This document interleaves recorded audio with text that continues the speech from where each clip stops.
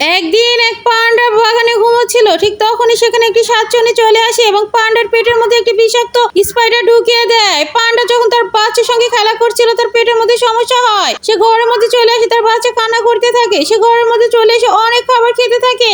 অনেক খাবার খেতে খেতে একটি মনস্টারে পরিণত হয়ে যায় এবং সবকিছু ভাঙচুর করতে থাকে। তারপরে সে উপর দিয়ে শহরে চলে আসে এবং শহরে ভাঙচুর করতে থাকে। পান্ডার বাচ্চাটি কান্না করতে করতে সে ঘর থেকে বের হয়ে এসে দেখে তার মা পুরো শহরটি ধ্বংস করে দিয়েছে। তখন পান্ডাটি শহরের মধ্যে ছিল, তার বাচ্চাটি কুকুরের উপরে উঠে শহরের মধ্যে চলে আসে। পান্ডাটি পুরো শহর একদম তছনছ করে ভাঙচুর করে দিতেছিল। সে একটা শয়তানে পরিণত হয়েছিল। তাদের বাসার কুকুরটি অনেক বাধা দেওয়ার চেষ্টা করে, কিন্তু পান্ডা তাকে মেরে অজ্ঞান করে দেয়। এই কুকুরটির জন্য মায়া লাগলে ভিডিওটি একটি লাইক এবং চ্যানেলটি সাবস্ক্রাইব করে দিন। তখনই পান্ডার বাচ্চা প্রে করে এবং তখনই একটি অলৌকিক ভাবে একটি পেঁচা সেখানে চলে আসে, জাদুকারী, এবং সে পান্ডার উপরে জাদু করে এবং পান্ডার পেটে থেকে সকল বিষাক্ত স্পাইডার বের হয়ে আসে এবং তারা আবার পুনরায় সুখে শান্তিতে সংসার করতে থাকে। ভিডিওটি ভালো লাগলে অবশ্যই লাইক দিন।